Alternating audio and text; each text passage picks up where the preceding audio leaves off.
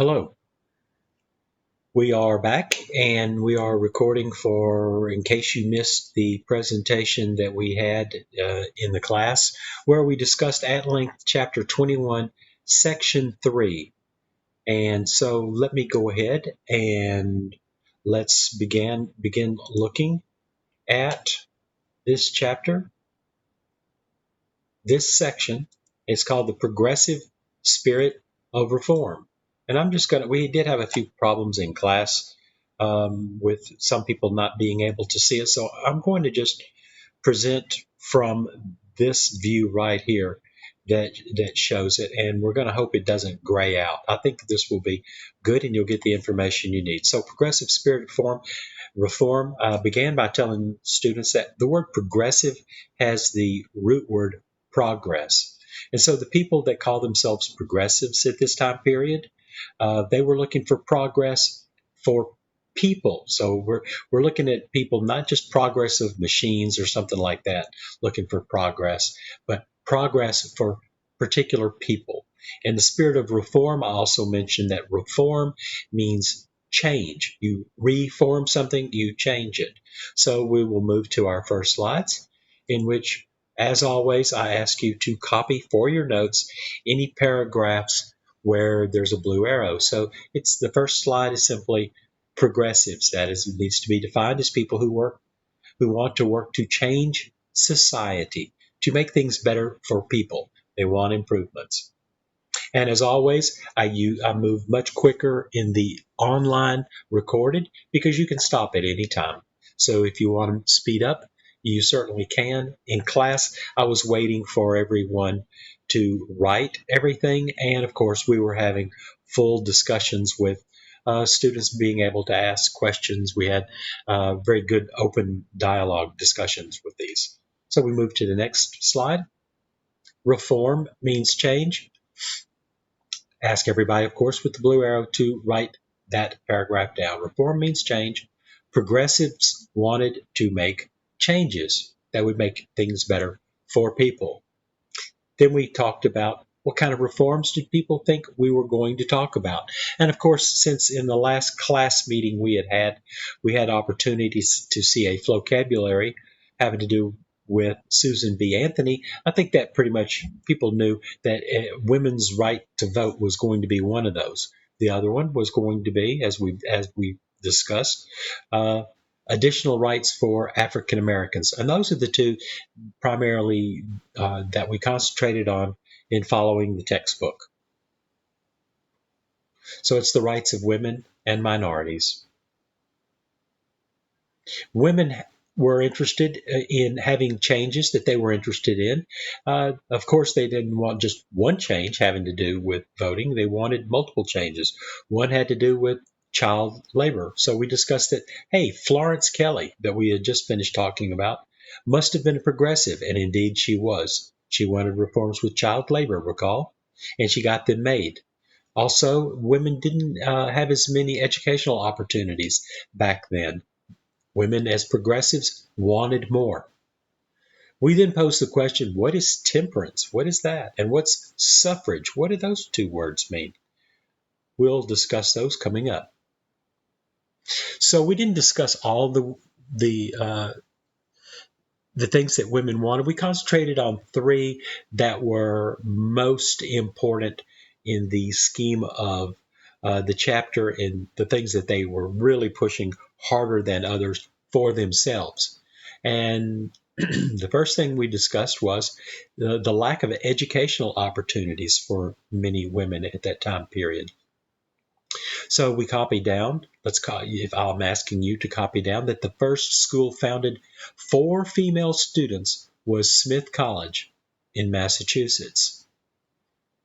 And we were also surprised, I'm surprised, that in 1870, only 20% of college students were women, yet 40 years later, which is not really that long when you're talking about the history of our nation, it had doubled. Women in college had gone from 20% to 40%.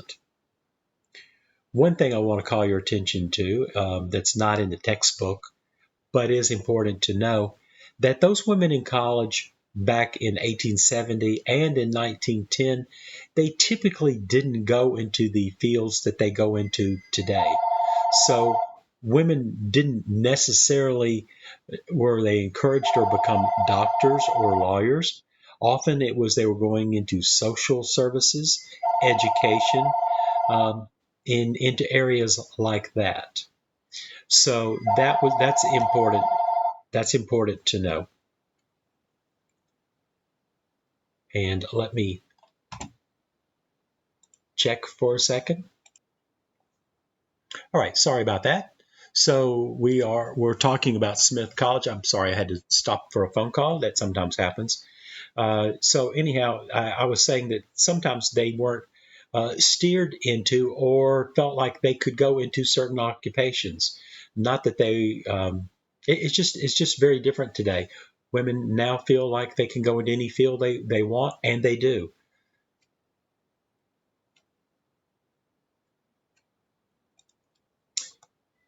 Temperance. And the meaning of that word is the banning of alcohol. And this is straight the some of the things that we're going to talk about. It seems sometimes a little odd that we're talking about this at the sixth grade level, but students are mature enough to handle this, and the discussions in all the classes were very good. And these are straight from the textbook. So the temperance movement was the banning of alcohol, and that meant that women were working very hard to forbid the production, sale, and transportation of alcohol.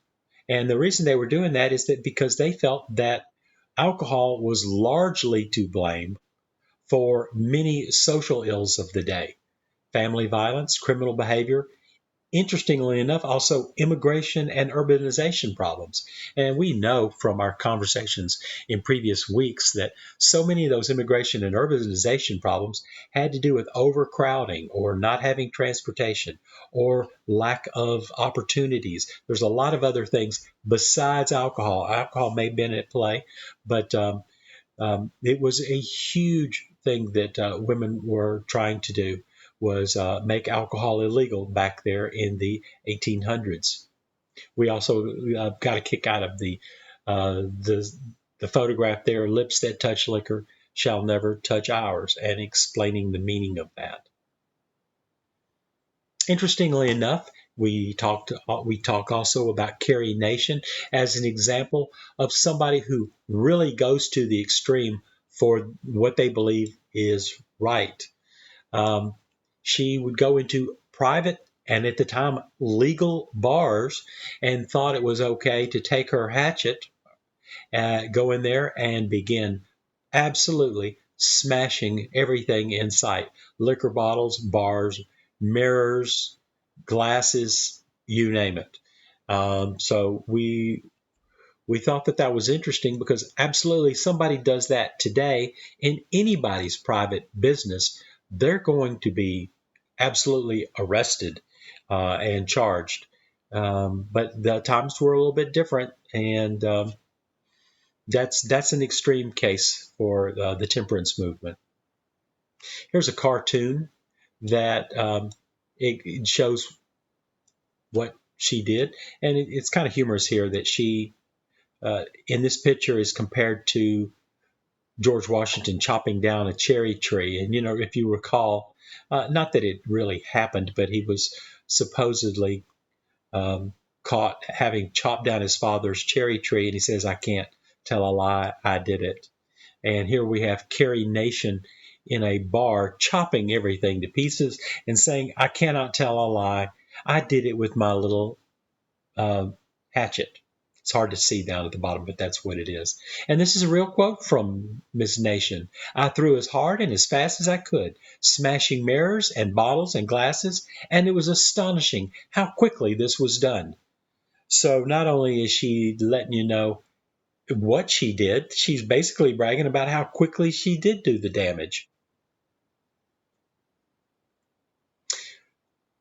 It did lead to success, the 18th Amendment. So after many years of efforts, in the year, I don't believe I have it in the paragraph, it is there on the newspaper, in the year 1919, the 18th Amendment was passed, which banned the production, sale, and transportation of all alcoholic beverages in the United States. And that's all, everywhere. The way to remember this, because you will need to remember a number of different amendments, what the number means. I have thought that it's easy to remember the 18th Amendment because in many states, the right to drink is 18 years old. So it's the 18th Amendment. As I'm sure most people know, alcohol is not illegal anymore. So what's the deal? Well, I'm going to jump the gun just a little bit to say that this is the only amendment to the Constitution where it has gone, where later in history they realized that that really wasn't the right approach. It probably caused more problems, such as criminals now being in charge of it. The folks like Al Capone and gangsters, there was far more crime as a result. And so they did away with the 18th Amendment by passing the 21st Amendment. So the way I remember those numbers is the drinking age is 18 in some states, 21 in others. So the 18th Amendment took alcohol away, that ability, and the 21st reinstated it. Hope maybe that helps in remembering it. So in these two pictures, the picture on the left are people smiling that the 18th Amendment was passed. And over on the other side, there's people that are not pleased. And it looks like mostly men, and they're waving the "We want beer" signs going on there. We will touch on all of the amendments to the Constitution in this course that were passed after the Civil War. So this is one of the first ones we've come to, 18th Amendment. So the third, and perhaps the most important over time that women were interested in, was women's suffrage. And suffrage simply means the right to vote. Women's suffrage, women's right to vote. So it's amazing that it's the year, right now, it's the year 2020. And even though our country wasn't formed in 1776, the year of the Declaration of Independence, it's interesting to note that that we've had a country for 244 years. And so for more than half of that time, women did not have the right to vote. And a lot of people didn't think they should have. Among the reasons, men and some women believed that a woman's place was as a mother and being a homemaker in the home. That was the domain for women. Being politically active and being in business and voting, that's what men did. Now, I'm saying it in character for how people talked about it at the time. Now, there were others like business owners. They didn't want women voting because they thought they might be voting against what was best for their businesses, like eliminating child labor, or maybe they might vote to having minimum wages and raising them. They didn't want that, so it's like, wait a second, we don't need these women voting. They might vote against our issues. And this is not everything I've shared so far is right straight from the textbook. I did add one of my own there at the end. It is mine, but others simply didn't want to share power. I think that's a human nature thing, that sometimes the people in charge, they want to continue to be in charge. So it makes sense to me that because that's human nature, I added it to the list. Not that an individual person would believe that. For everybody to believe that, but I'm sure some people did not want to share power with women. So we come to Susan B. Anthony, and for some reason this slide is incorrect, even though I've corrected it already. The word Stanton beneath the picture should be below the one on the right. Susan B. Anthony, one of the most important women in American history, and her partner, who she teamed up with, Elizabeth Cady Stanton, They founded the National American Woman Suffrage Association, NAWSA, and its primary goal was to achieve the right to vote for women across the country. Okay, so they formed this organization, even if they may have been working a little bit earlier on it than 1890, the organization was founded in that year. So keep in mind that year, 1890. Right off the bat, Wyoming, their success. Wyoming becomes the first state where women won the right to vote. There are also about three other states, if I remember correctly, that very soon after Wyoming also granted women the right to vote. But after that, it was a very long process. Uh, Things sometimes in our country, I can't speak for others, but change comes about slowly. That's a general trend in our country. So, okay, 1890, we have Wyoming. So, are things going to happen very quickly after that? Susan B. Anthony hopes so, but it isn't national law, and it's going to be a long time before it is. Oh, excuse me.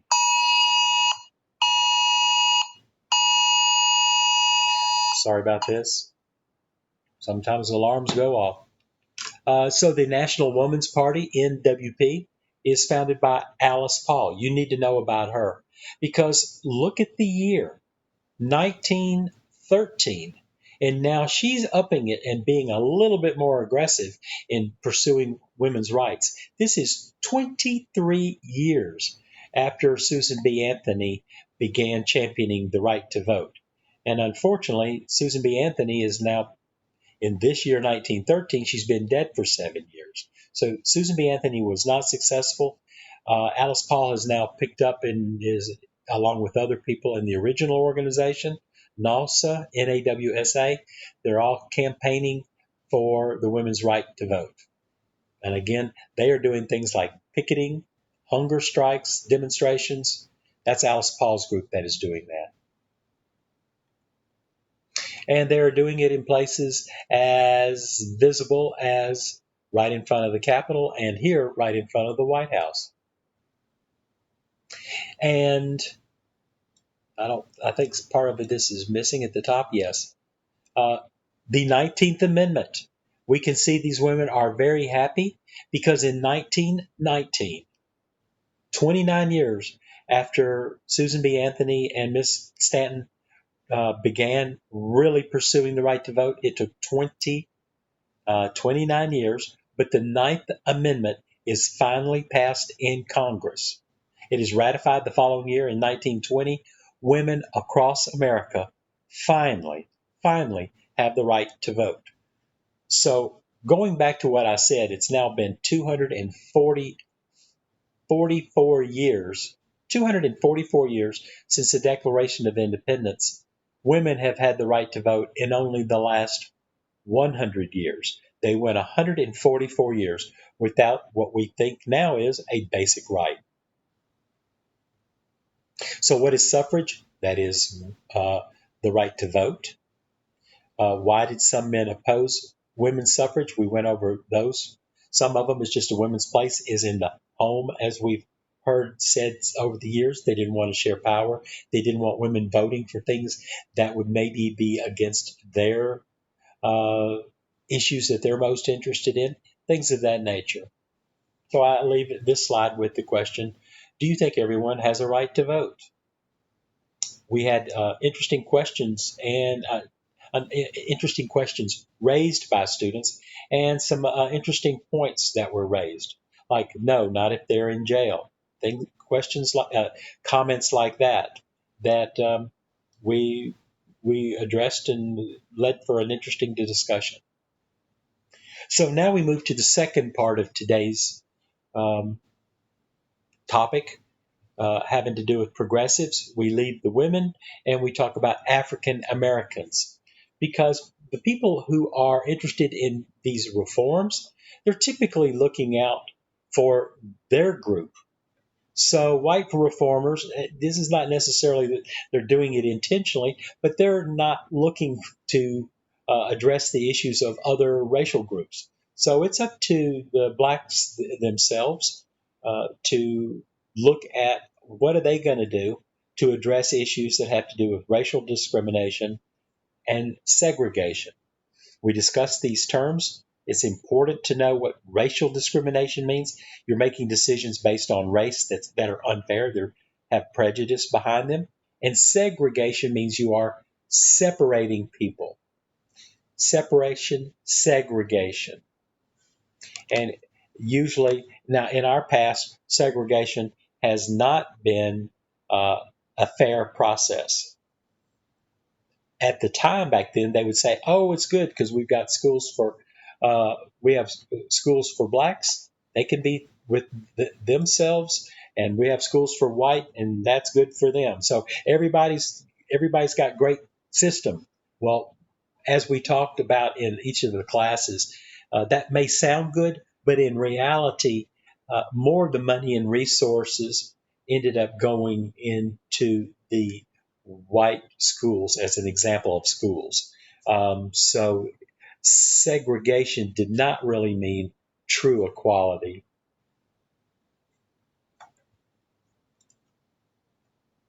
Booker T. Washington, uh, we've had a couple of really great black leaders before this time, um, like Frederick Douglass, to name one.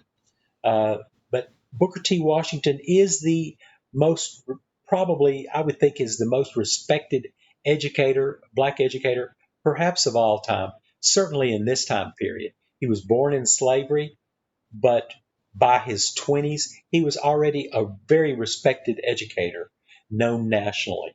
And what is important to know here, and please do write this entire paragraph, is that he didn't fight discrimination head on with things like protest. Instead, he thought improvement would come and equality would come to the blacks as they improved themselves. So, in other words, you had to work to make yourself better educationally and economically. You start with the individual, and individually, as he thought, then as blacks become more educated and more financially well off, that would lead to an end to discrimination. That was his belief. As we move to the next important figure of the time, black leader of the time, we come to a different perspective. W.E.B. Du Bois, not Dubois like in French, but Du Bois. Um, he had a different perspective. It's important to know that both of these leaders had the same goal: to end inequality and to have equal rights for African Americans. Very important that you know they both had the same goal. But how do you get to that goal? Whereas Booker T. Washington believed it started with the individuals working on making themselves educationally and financially better off. He thought, no, we need to protest and demand equal rights. So it's very important, and I should have put this in blue, and I'm going to ask you to, in the second paragraph when you write this, it's very important that you know that he founded the National Association for the Advancement of Colored People, the NAACP, which to this day is the most highly regarded um, organization for helping achieve equal rights and justice for African Americans. As was asked in class, it says colored people. There was a time where that was what the respected term to refer to black people was, colored people. And then it changed to black. And then now it is African American. So, but that term covers all colored people. So, before we move on, I do want you to notice from the picture, he's very well groomed. The mustache, the beard, very well manicured. His hair is, his dress, a black bow tie with a very nice looking shirt, very sharp suit. If you go back to Booker T. Washington, he also is very well groomed. Both of these people knew that they were leaders for their community, and they knew that their community was looking at them as examples, and they also knew that whites were looking at them and judging them on their appearance. They were very important role models. So that was important. And so you don't see pictures of them looking dirty or slouchy. They look like the role models so that they wanted their followers to aspire to. So the NAACP, I'm going to go back one. It says it was formed in 1909. That same year, they represented a case in court. They took on grandfather clauses. Grandfather clauses had been around for several decades after the Civil War. And if you say that, well, you can vote if your grandfather voted, at first that might sound like, well, that's okay. That's not racial. That could be motivated for anything other than, it kind of sounds strange, but what's that about? Well, what it's about is if you're in the South and you're in the 1880s, 1890s, if your grandfather couldn't vote, and that means you couldn't, well, what if your grandfather was a slave? You see how this is definitely unfair.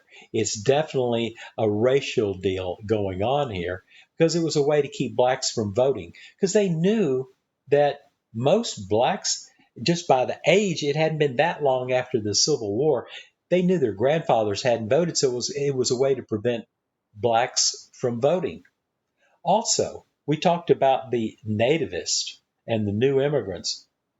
They didn't have grandfathers that could have voted in America, right? They're just now getting off boats themselves at Ellis Island and Angel Island or such. This was really a problem primarily, though, in the southern states with blacks. So this was overturned, a big victory for the NCAA right after it was formed. So we've compared them. The main thing that you need to know here is that Mr. Washington and Mr. Dubois both had the same common goal for African Americans: equality, equality, equal rights.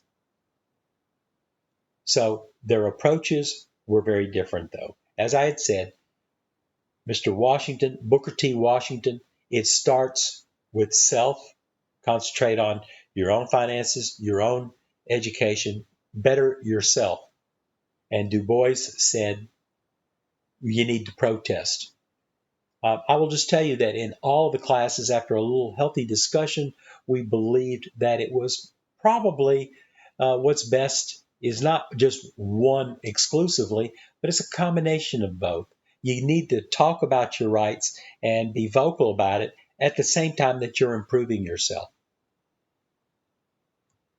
Ida B. Wells is our final person that we're going to talk about having to do with African American progressives. She was an outspoken journalist. Interestingly enough, she had her own newspaper in Memphis.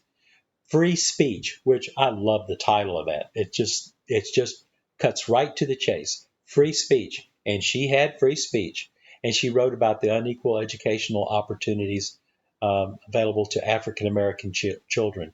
She knew that even if they were in separate schools, they weren't going to get an equal education. And without an equal education, they were not going to be prepared for their diplomas meaning the same. They were not going to be prepared equally for college opportunities. They were not going to be equally prepared for workforce and financial uh, opportunities that would come down the road. So, as our textbooks did say too, she spoke out for against lynchings, which is where people take justice into their own hands. So that means it becomes injustice, and you go out and you think somebody's responsible for a crime. So a mob goes out and kills that person, doesn't call the police, doesn't expect that person to be tried in court, takes justice into their own hands and kills them. And a lynching is usually it's the hanging of a person. And at that time, in that time period, it was African Americans that were being lynched. So when she spoke out against that, she received death threats, and she ended up leaving Memphis and moving to where she thought she and her family would be safer in the north.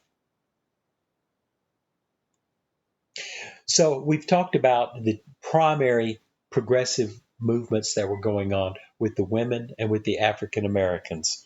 I want to leave before we wrap up here saying that not all groups were as outspoken and they were left behind.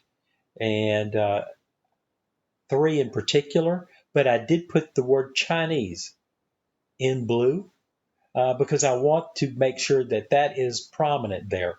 Because we've talked already about how the Chinese seem to already be victims uh, of prejudice. Not seem to be, they have been, with the nativists managing to prevent them from coming into the country with the Chinese Exclusion Act for 10 years, the only people to have been treated that way.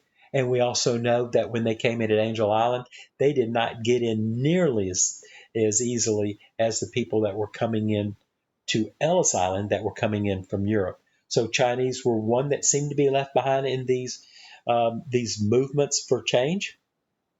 Native Americans were very slow to speak up and demand change, as were Mexican Americans. So this ended the discussions today on this, and so that's where we will end for the recorded lesson, with the also the understanding that we will have a test Monday or Tuesday, depending on what class you're in, of next week, early next week, on this particular section. So please study these notes and be prepared for what should be a quick uh, test where I'm expecting everybody to be successful because you've just taken notes on everything today that will be on that quiz. All right, so hope this helps you, and we'll see you in the next recording that you need to refer to. Thank you.